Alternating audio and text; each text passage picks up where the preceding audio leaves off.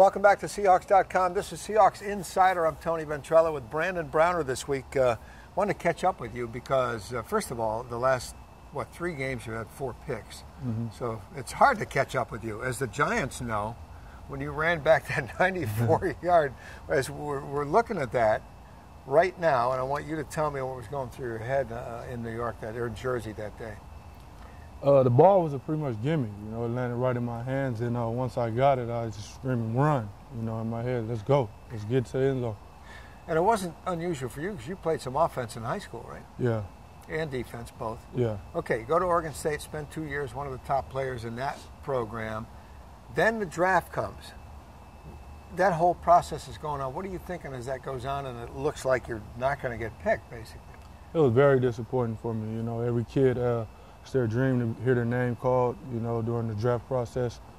It was very disappointing for me, but, I'm here now, happy to be here in Seattle.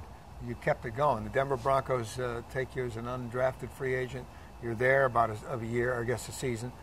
And then you go to Canada. Tell me about that 4 years, because you actually enjoyed that, right, with Calgary? Yeah, I enjoyed every minute of it. It was an opportunity for me to play ball, do what I love to do.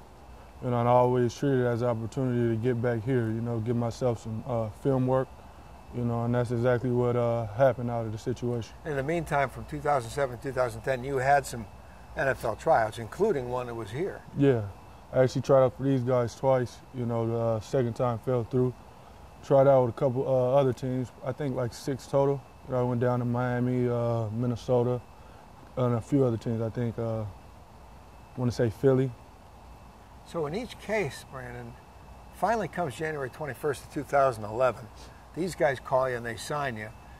You're thinking at that point, okay, I finally climbed that ladder. Is that what you're thinking? I mean, in a sense, I had all those other workouts, and they didn't fall through. So, I didn't get too high on the situation. But I had a good feeling with this situation because Pete Carroll knows a little bit about my background. Oh, yeah. When I was doing my workouts, he, talked to me, doing my 40, when I did a little drills. Gave me a little input. It was a lot more than what I was getting at previous workouts. Other workouts seemed like I was just doing my thing while, the coaches and personnel did what they did. And I had interaction with Pete here. So I felt it, and I told him, if you don't give me a shot, please, just give me an opportunity. I think I can do something with this team. And what's interesting, too, that's been the case with a lot of players on this team.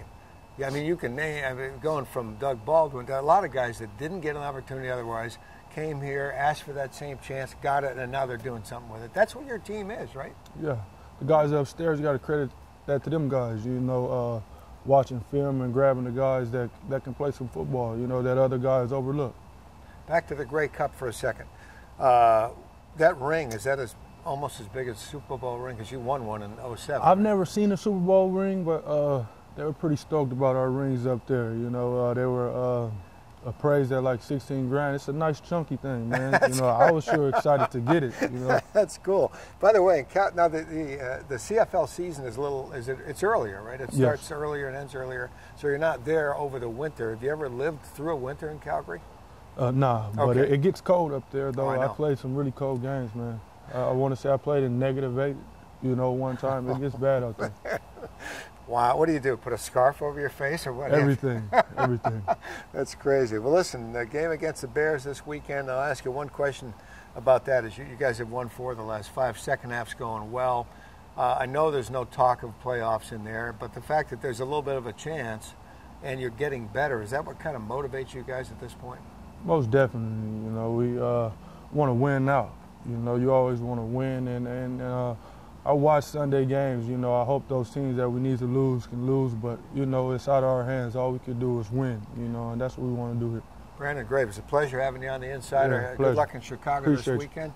Brandon Browner, number 39. You will see his number a lot. And, by the way, bring the ring in sometime. I'll take a look at that. For sure. I'd like to see it. That's Seahawks Insider for this week. I'm Tony Ventrella. We'll see you later.